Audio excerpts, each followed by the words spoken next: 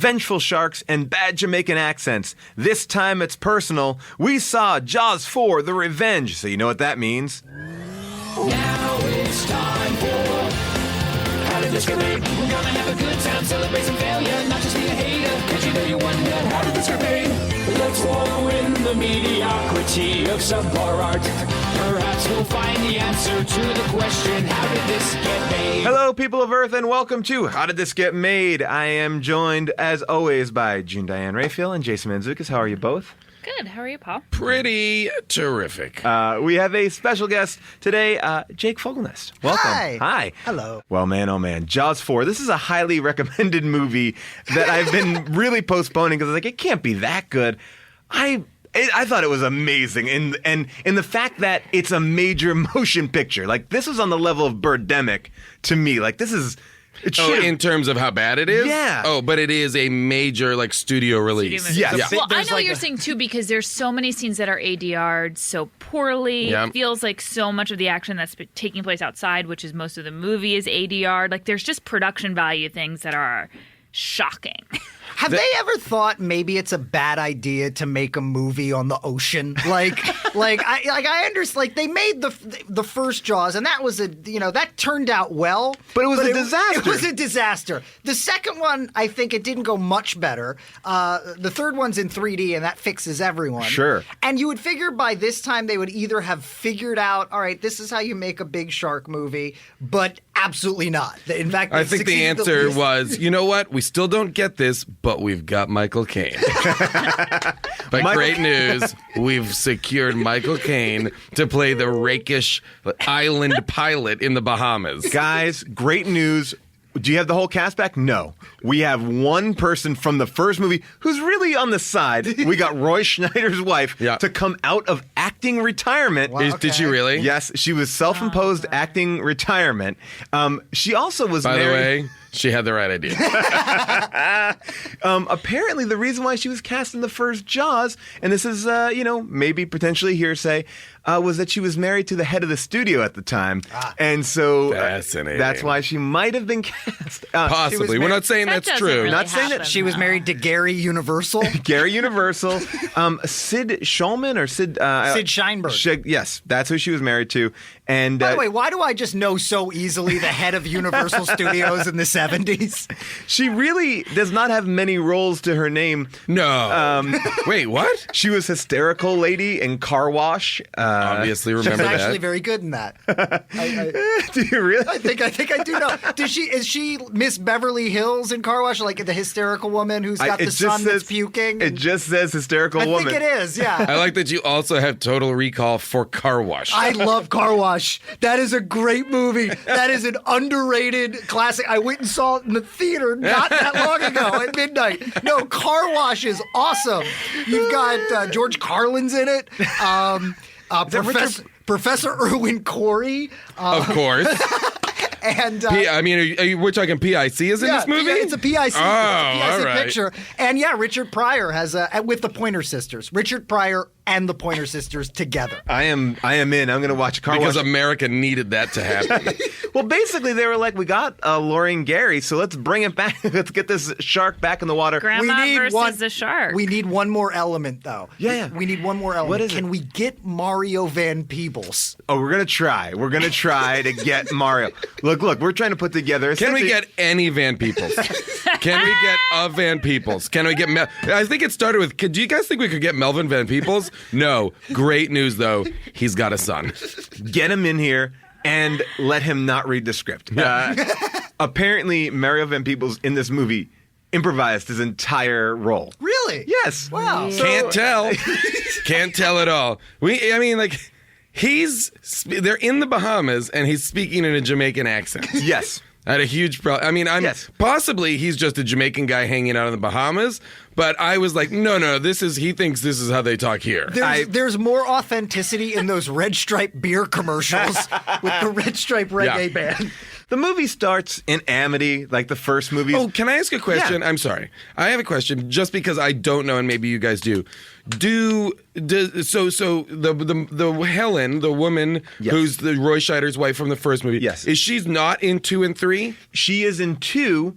And then 3, they just focus on the sons. But then, and the fourth And were the one, sons these sons? The No. two? Who 3 really doesn't have anything to do with. It's sort of not Exactly. part of the canon. Yeah, basically 3. They threw the away. Jaws canon? They Yeah, the threw Jaws away canon. 3. They threw away 3. Yeah. Like Got the it. idea in Jaws 3 was that the kids go work at SeaWorld and then SeaWorld is attacked. Wasn't Jaws don't do 3 that. supposed Got to it. be a comedy? Like, I know that there was like a script or some sort of pitch where they were like Jaws 3, People 0. And I think it was Maddie Oh, wow. Simmons. I think Maddie that's Simmons funny. from the National Lampoon, they pitched it as like a comedy, as an Animal House sort of National Lampoon comedy. They may have written a script. Wow. And then the Googling it studio right- was like, no, I don't We're think gonna we stick wanna- with what we do. We're gonna stick with what which we is do. ba-da, how we ba-da. do it. Everybody's scared. But they were going to do like an airplane type thing. Oh, by the Jaws. way, I mean, I know we're skipping ahead, but Mario Van Peebles Yes. does the Jaws theme Yeah. in the Jaws movie. At one point, when the main character is underwater, Mario Van Peebles is talking to him over a two-way communication, and he's like, ba-dum, ba-dum. But so are we to assume that in this world, the movie Jaws exists, a movie that features the death of this character's father, Roy Scheider? Like, Or I thought maybe in this world it could have been there was a documentary made. That's what about I the thought. family. Like a made-for-TV movie about Also the scored event. by John Williams. Wait a Exactly. second. Wait, That's what I thought. How could you have that and still have the Jaws theme from the Universal Pictures Because, you know- movie Jaws? Steven Spielberg's Jaws. That was a real life event that was dramatized, kind of like 30 minutes or less, and then Yeah. This is like a So when multiverse When she's situation. going back to those flashbacks, she's not remembering actual things that happened. She's remembering the dramatized version. That would from be the movie. amazing.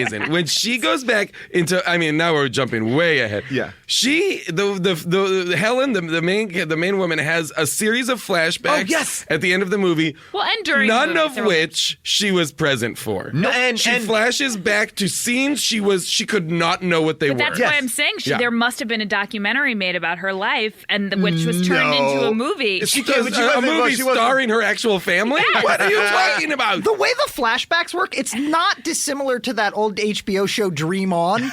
Like You're right. You're right. Brian Benben? Yes, Brian Benben. Like at any point, like I just thought like she was gonna see like an old Three Stooges clip. Hey, you knucklehead. So let's just get you, if you just catch up on movie the, about on a the shark. giant plot.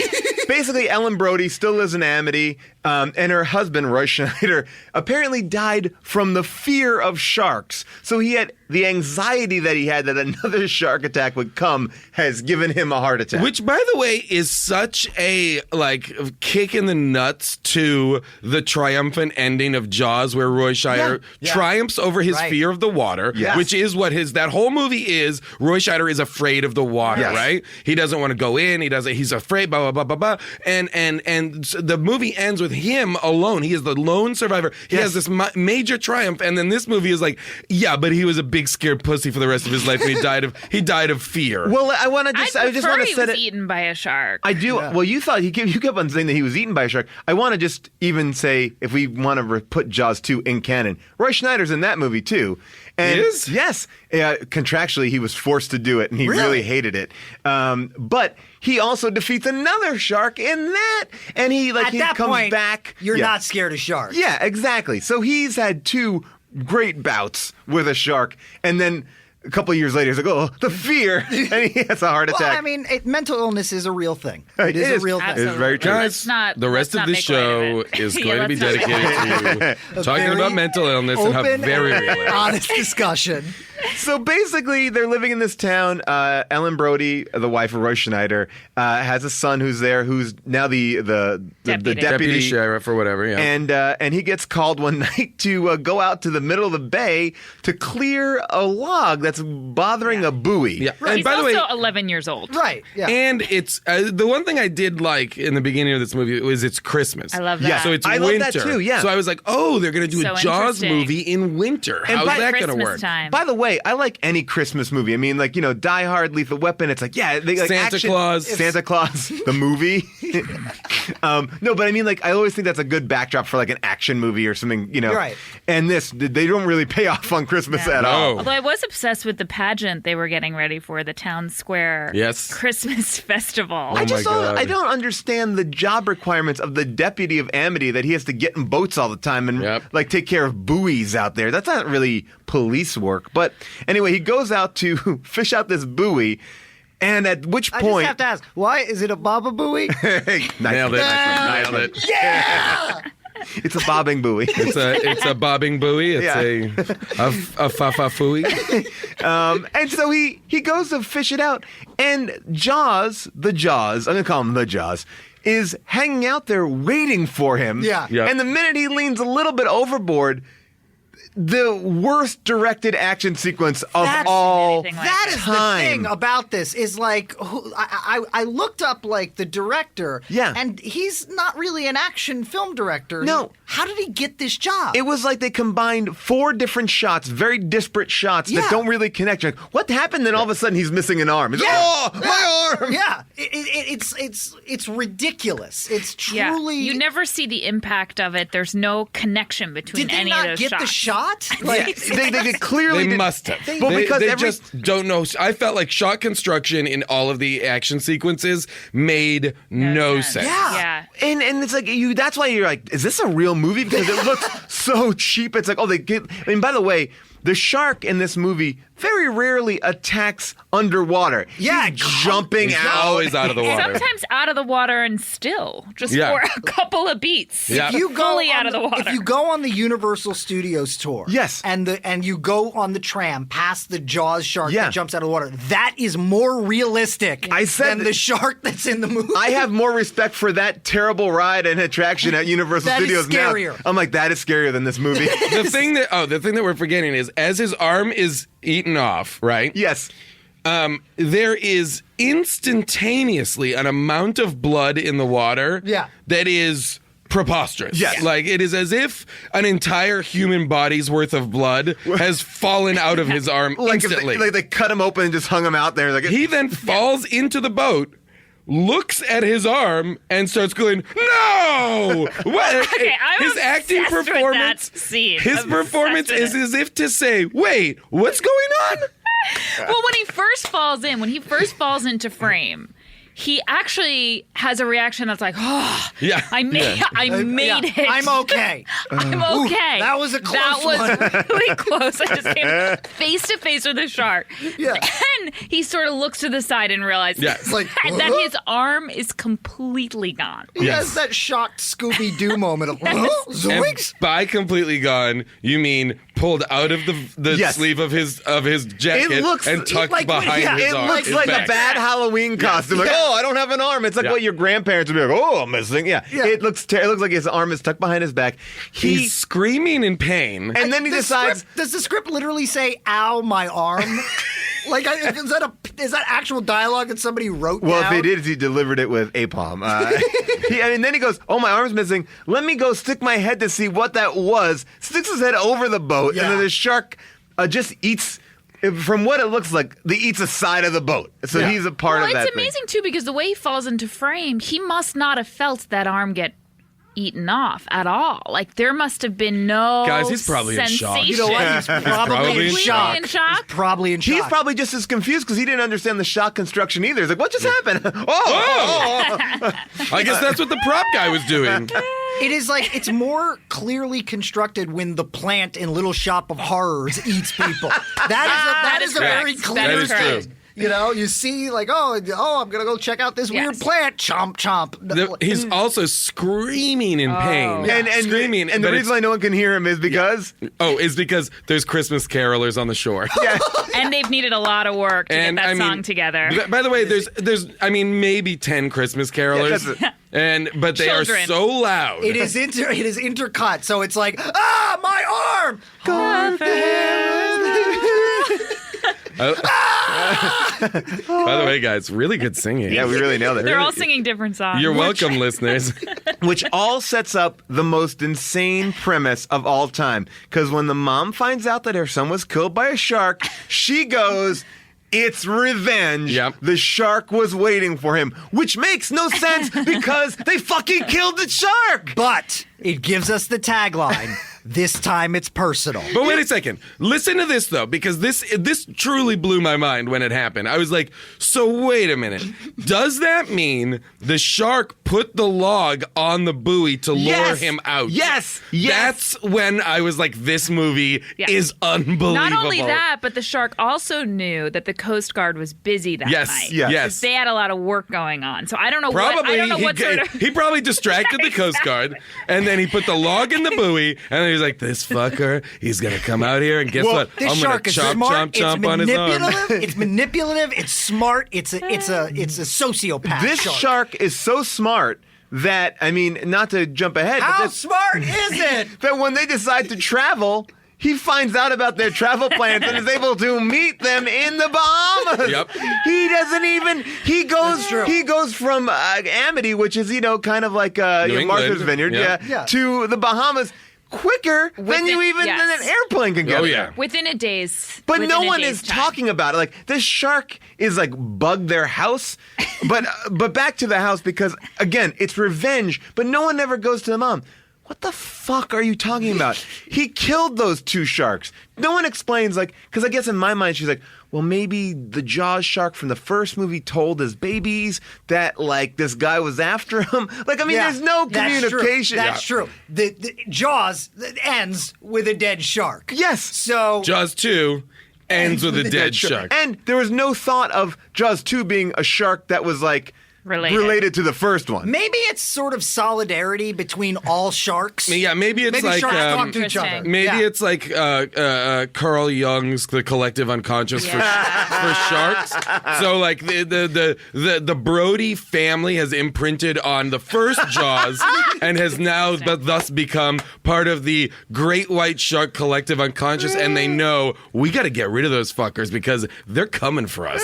So we're to understand, though, that the Brody family, the only way a shark dies in their world is from a Brody Well, family and member. the sharks are so attracted to the Brody family that even when they see other people, like, fuck it, we're going for the Brodies, not anybody else. They're able to distinguish through smell?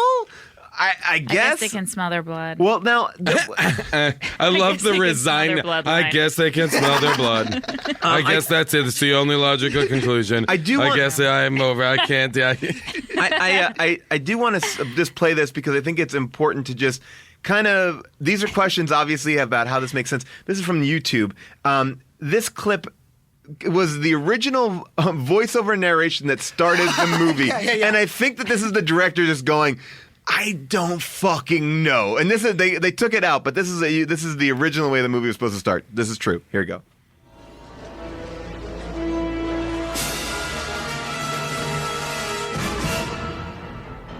Here it goes. Since time immemorial, events have taken place with no evident reason for their happening. Such phenomena has been man's dilemma and the subject of constant philosophical It is not. discussion. When there is no factor motivating an event, no case of cause creating effect, what triggered the action? Fate or circumstances? What you are about to see concerns such an event. Maybe you can determine whether we are dealing here with circumstances or fate. So basically, yeah.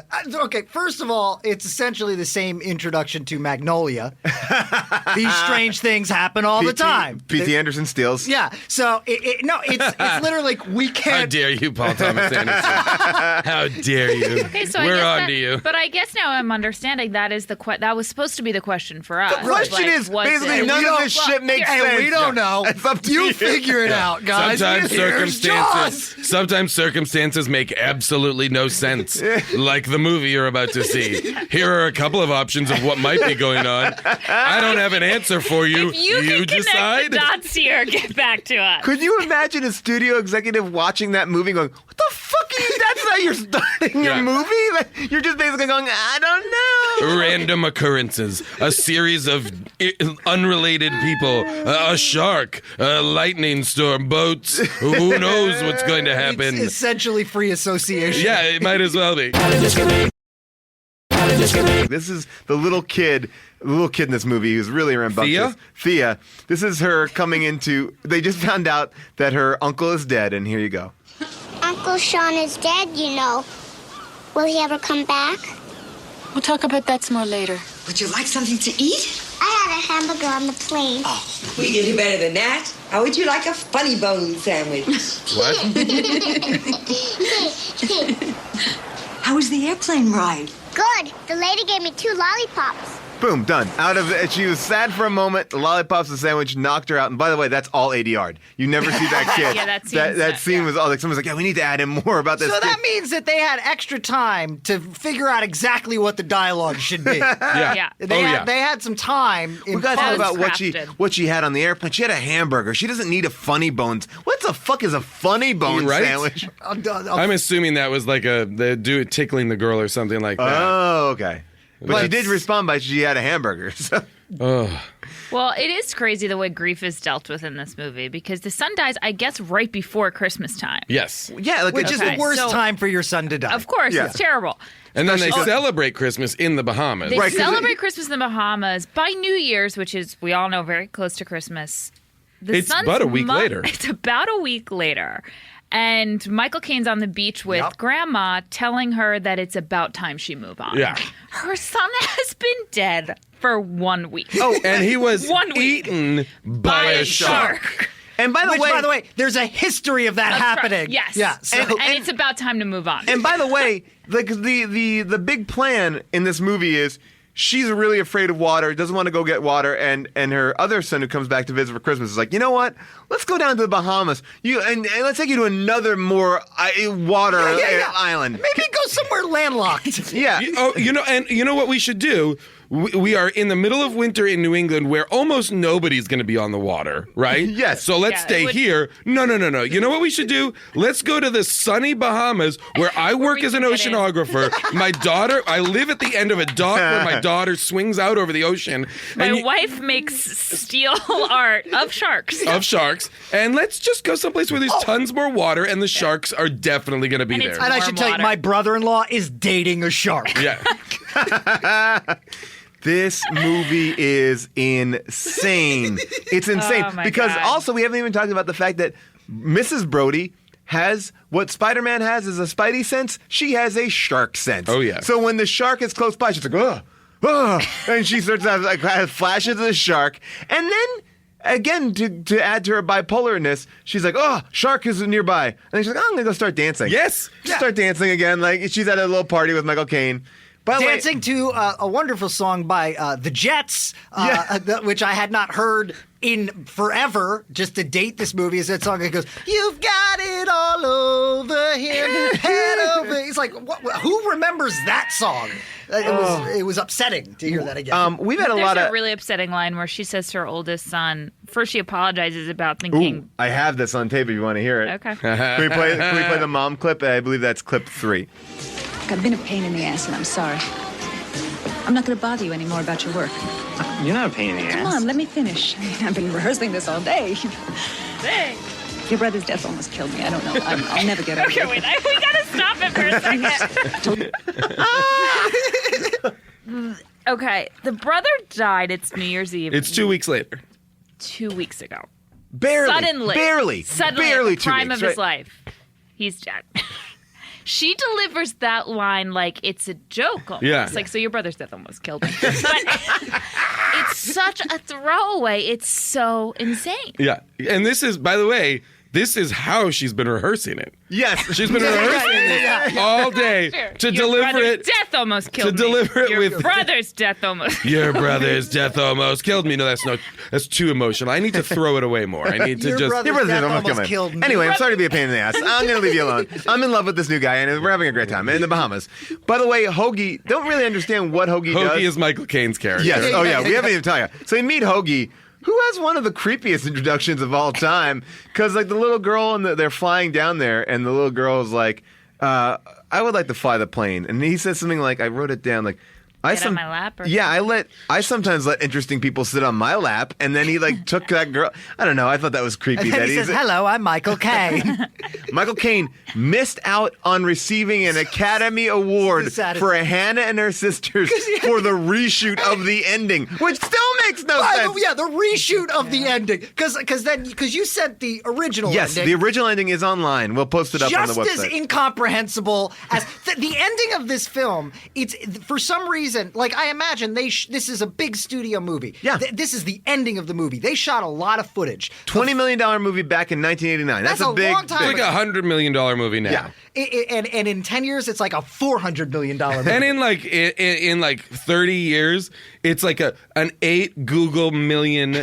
I mean, guys, we're talking about a big, expensive movie. I mean, we get all. we all know it takes money to make money. That's what these guys were doing. No, but the ending. So they've shot a lot of footage. What footage they had, they decided to essentially run through iMovie, like an early primitive version of iMovie, putting strobe effects on it. It's like they had a video toaster and with bad Dutch angles and we have great footage. Let's just mess it up so no one can see. If you're Michael Caine and you see this movie, which he famously has not seen the movie, one of his quotes is he goes, "I've never seen it, but by all accounts, it's terrible. However, I've seen the house that it built, and it's terrific."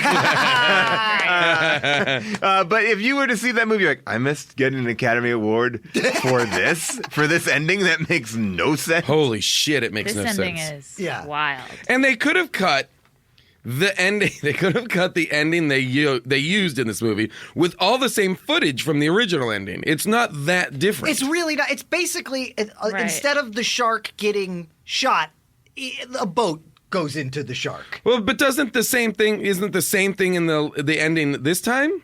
Well, basically, the idea is she runs the boat into the shark. Yes, and then the shark explodes. Yes. Right.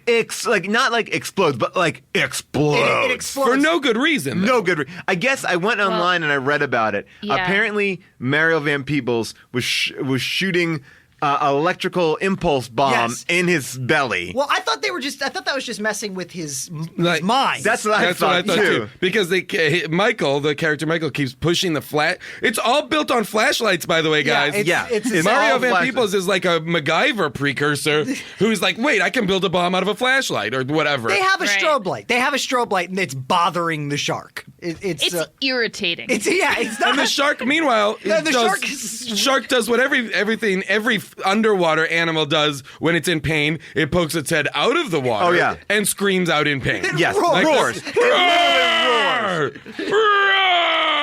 Right? Yeah. Because what it needs to do. Shark roar. Yeah. What it needs to do is it needs to poke its head out of the water, take a deep breath, and then scream and expel the air. Totally normal. Just let it out. Totally normal. Roger Ebert, this is how he described the ending. He goes, I can't believe the director Joseph Sargent would film the final climactic scene so incompetently. There's not even an establishing shot, so we have to figure out what happened on the basis of empirical evidence. Oh my God, that's amazing. Well, I'm also confused about why she went out there on the boat. What happens before that is her granddaughter is out on a banana boat, and basically the whole movie, Ellen Brody is just trying to stop everyone from getting in that water. They should call it "Don't Get on the Boat." Yeah. So the shark goes after the granddaughter. She narrowly escapes, but an innocent bystander is eaten. Other people are repeatedly being killed, which nobody seems to care about. No one cares about that person who's engulfed by the shark and killed in front of everyone on the beach. Yeah. They're like, who cares about her? As long as that little girl didn't get killed in the banana. When the little girl doesn't get killed, there's tons of reaction shots from bystanders of relief. It's but another person was Another person is being eaten alive in front of you, screaming in pain. The trauma of every single person on that beach watching some person be eaten must be massive. Oh but my God, to stand there helpless. Yes. While someone is being eaten by a shark. Like 10 feet from shore. Yeah, they're all in shallow water. Oh, yeah. By the way, for a shark that's so after the Brody family, he kind of takes a pass on that banana boat person. Oh, yeah. He knocks off that person. He's like, I'll eat this person. Who's the other person the shark eats? There's another random that the shark eats. Well, the shark eats Jake at the end. But Well, does No, he? yeah. I mean, but no, there was another random right in the beginning. There was an earlier random, I feel like. Oh, I don't know. Yeah. Oh, there's a lot of flashbacks to sharks eating, but not really eating. Well, anyway, after Thea narrowly escapes The little girl. on the banana boat, the grandma gets this crazy look in her eyes, takes over a boat that's just sort of nearby. Was that No, anyone's? it's Jake's boat. It's Oh, it is Jake's boat. Okay. Oh, it is Jake's boat. Okay, I didn't realize Which just that. happens to be docked 2 feet away from the shark attack.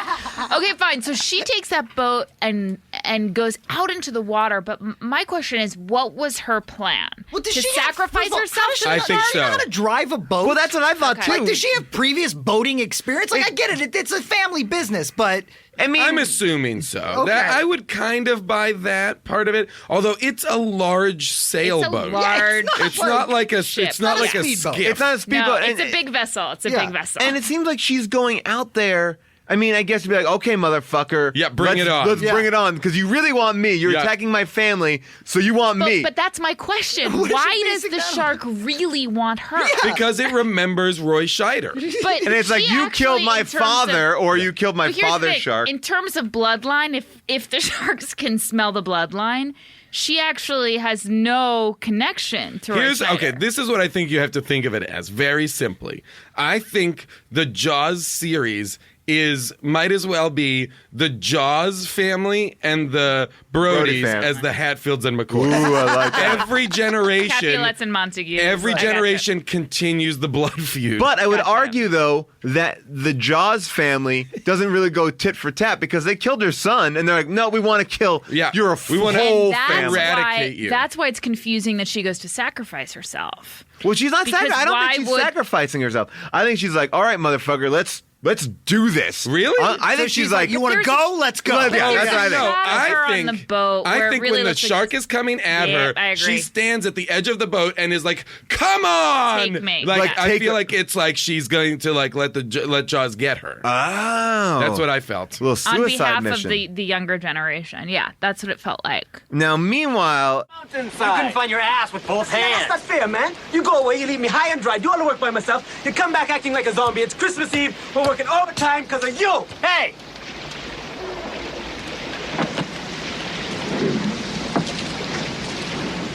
I'm sorry about your brother. just okay. And then he proceeds. He goes. They're screaming at each other. He's like, "You haven't been the same since you've come back from your brother's death." And His then death was at this point days Days ago. Days ago, yeah. And then he just Days ago. And then the way that you see that scene, and that scene continues with him going, no, no, no. And then Mario Van Peebles picks him up over his shoulders and gives him like kind of like a WWF kind of like hug wrestle move, like yeah. But Mario Van Peebles said that he wrote his own role. And it makes sense because his character makes nothing no to sense do with the rest of the movie. Yeah, nothing to do. I mean, these people also love to tempt fate. It's like fucking giant ass shark in the water. That's the thing. Like, I just kept thinking, like, really, why don't you guys get out of the shark business? Sure. Like, just stop with the sharks. I also hate to come back to this, but it's like, I kind of want to say the brother, take the week off. Yeah. It's Christmas. It's He's got Christmas. to Christmas tag. time. He's It's got to Christmas tag time. these snails. You That, lost by your the way, is brother his days job. earlier. His Take job the is week. to tag snails. Now, you would also argue. This is what I would say. The brother went to Amity to visit his mom for Christmas break. Yeah. And then he brought her to Jamaica. Like, he Take was that already week. off. He was already Take off. it. Like, Yeah. if his brother didn't die, I would imagine they would spend that week You know in what? Amity. He's a workaholic. He's a workaholic. He can't stop. Well, his wife can't stop making that amazing art sculpture. What that she the I has. was shit is that? obsessed with her character. What the shit I was is that? obsessed. She was the most sour, uninteresting, unlikable. Could she be Banksy? That's my question. She makes the most bizarre sculptures. Well, the sister-in-law also has a very strange and strained relationship with her husband. Yeah, But they have a lot of Sort of sex, though. Yeah, they have And sex a lot And in she's this hoping movie. that goes on for a She while. tells her mother-in-law. Yes. Creepy. Which I thought was weird. It's very right? weird. Talking about having sex It was with very weird. this woman's son. It's weird in general. It's particularly weird in the context of this movie. Yes. Yes. Why is that a conversation that happens? Well, there's also Well, like a why- weird sex scene with the blowtorch where he's like, Yeah. they're arguing about who takes out the trash. Then she threatens him with a blowtorch, and then they start like just fucking in the garage. He says, "I've never made love to an angry welder yeah. before."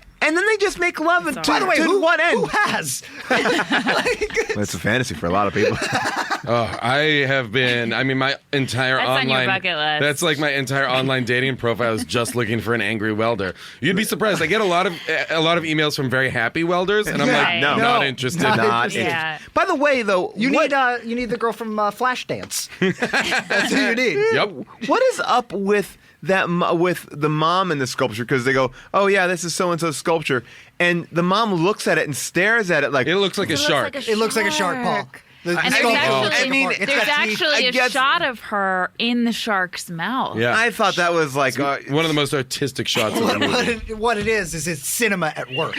I couldn't pull the clip for it because it was just too convoluted and you really need to see it. But at the end of the movie, the daughter-in-law is getting her art is going to be displayed on the beach, and there's just like a guy like the mayor. A dream for any artist. Oh, of course, dream for any artist. to get your She's art. arrived. She's really arrived. And My work? Well, you can see it on the beach.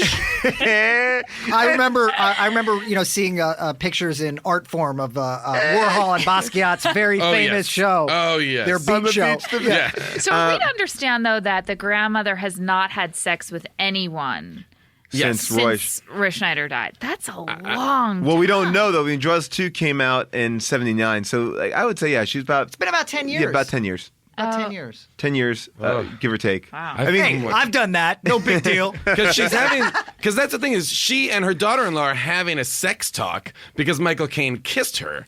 And Yes. she's like, he She kissed doesn't know me. I what to didn't know what to do. do. Well, you had a couple of kids, so you pretty much know what to do. You know, once you start kissing, Yeah. Right. then it's time to make a trip to the bone zone. You know what I'm talking you got to about? open up the bone zone. Laura, but the mom also says the mom doesn't know what to do in a lot of situations. She goes, "Let's put our feet up and shoot the breeze," or whatever beer drinkers do. Yeah. That was one of her lines. Because I think of Cheers, like all the episodes where Norm and Cliff just have their feet up and they're just shooting the breeze. Whatever beer drinkers do, that is like you would argue the most common thing. Like, I don't know what you beer drinkers do. I'm just let's have fun and chat. I have a very real question to ask, okay? Because the mom tells Michael, the only surviving son, okay? Yes. Her husband has died due to shark-related fear. Yes. Her son, mere days ago, was eaten by a great white shark, right? Mm-hmm. She tells the son, Michael, the surviving son, it's coming after us. This shark is coming after us, okay? Mom, there's never been a great white in the Bahamas. Nope. Too warm. No great whites in the Bahamas. Come to the Bahamas. They go to the Bahamas. Michael, while out doing his oceanography, sees and is attacked by a great white shark. Yes. Tells no one. Right. Doesn't tell anybody. Gotta keep it a there's secret. Knowing that she's got some shark-related issues. And knowing Yeah. that she might be right at Yes. this point. He should be like, Oh shit! I It did now have follow us. evidence. Yes, that shark is here. It attacked There's a me. death in the family of shark-related fear. It is in the DSM. It is real. And he doesn't say a And thing. basically, Mario Van Peebles is like, we need to study this. And he's like, cool, man, as long as we can keep tagging the conch shells that I'm doing. Oh, by the way, is that the scene where they're having this big emotional discussion and the director's like, "Hey, why don't you just drum on the deck like this the entire time, just so we can make the exposition even harder for us to understand?" He literally keeps one of the guys in the boat drumming for no reason, just drumming hard on the deck. It would have been less distracting if they had one of those guys that plays a bucket in the subway, like at the beginning of Like a Saturday Night steel Live drum? in the 90s. Oh yeah. No. Like literally Literally buckets. a bucket. One of those Yeah. bucket drummers is where you bang really loud on drumsticks I'll with a ask bucket. again, why were those guys there? I don't know. They didn't seem to have that much. No, they were were there they? to put the bloody meat in the water.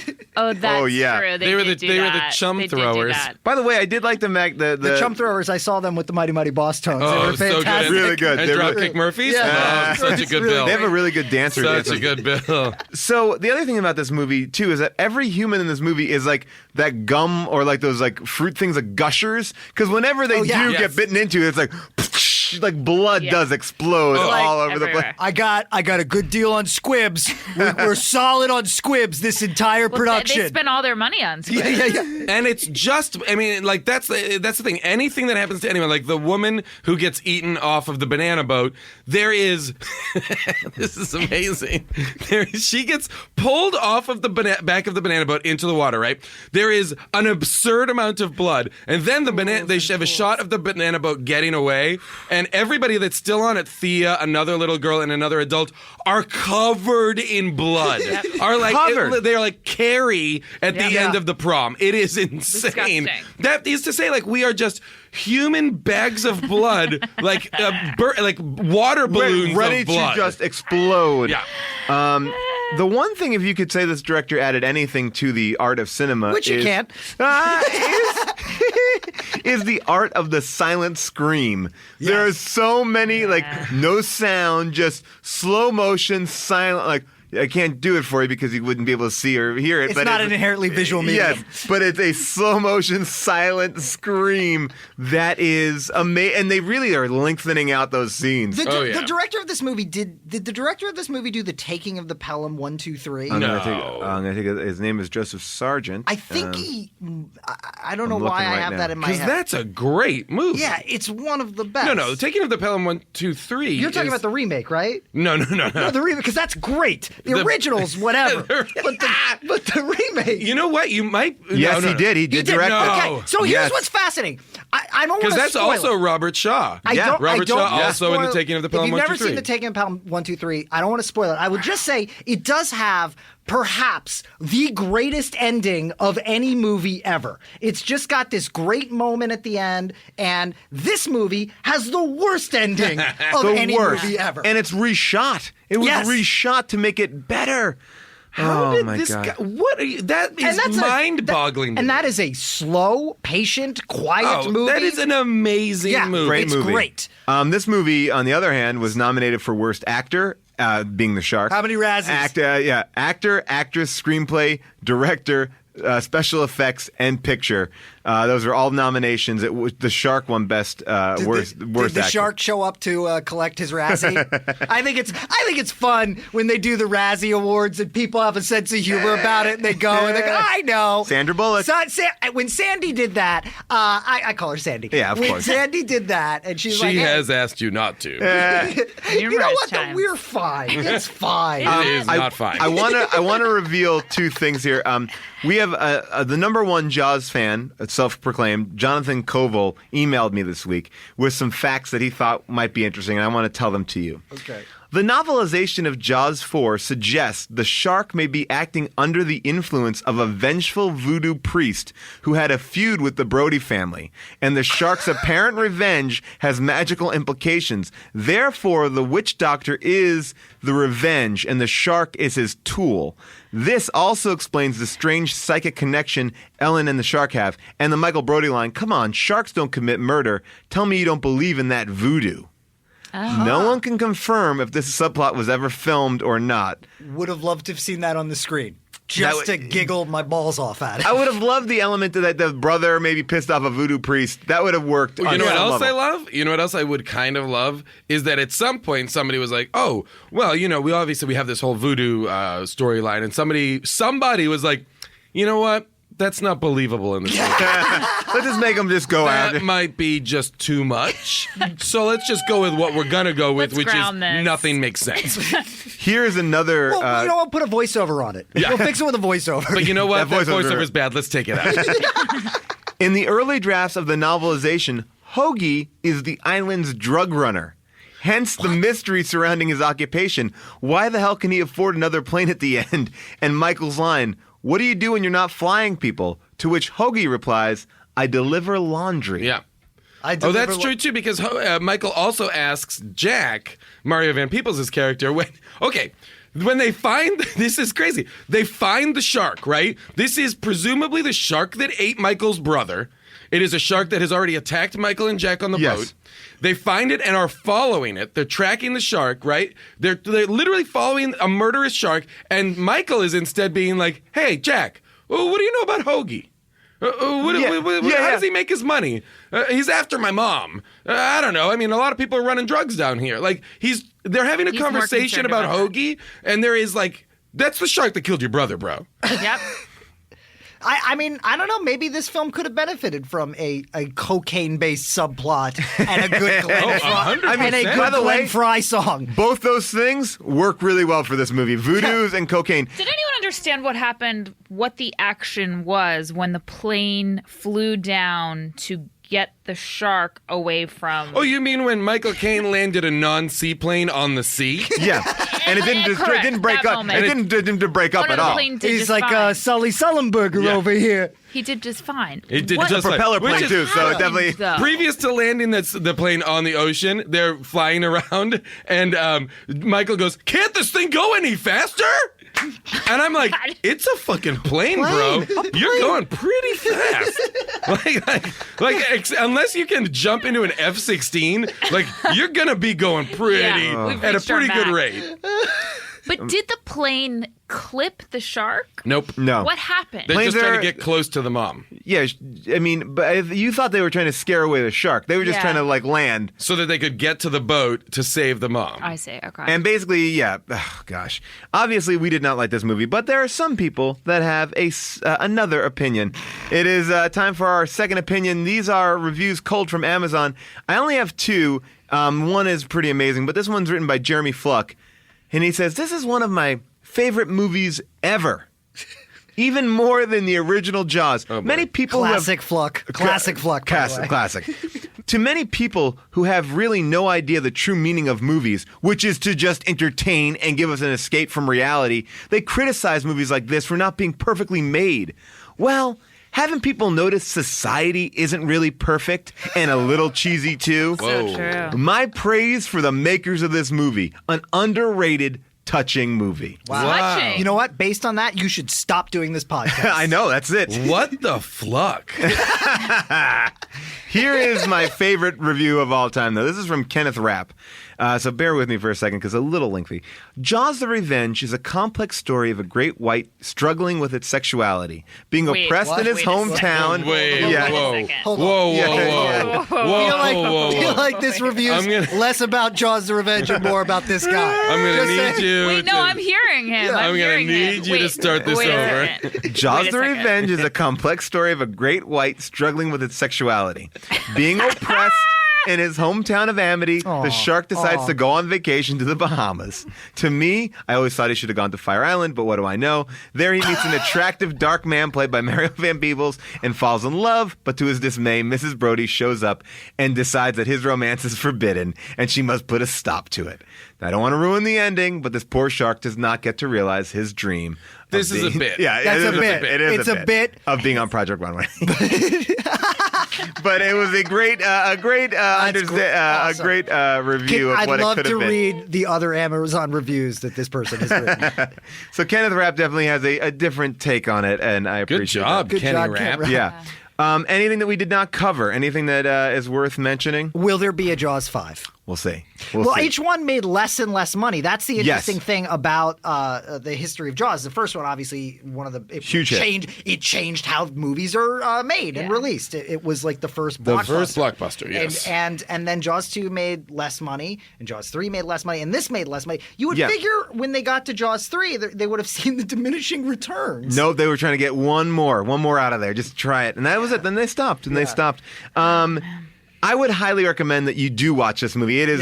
It's only 88 minutes. It's perfectly enjoyable, and it's just insane. like one of our other favorite movies called 88 Minutes. Oh yes, classic. Would you guys recommend it? Yes, absolutely. Oh, it's terrific. All right. Well, I feel like we have covered everything that is for Jaws. You can leave us comments, questions, rate, review us on iTunes. Leave us comments on our Facebook page. Just a reminder: watch NTSF SDSUV every Thursday night after Children's Hospital at 12:15. Anything else? Anything else people need to plug, talk about? I want to give a shout out to the gang at Aquarius Records in San Francisco. Oh, yeah? Just cause. All right.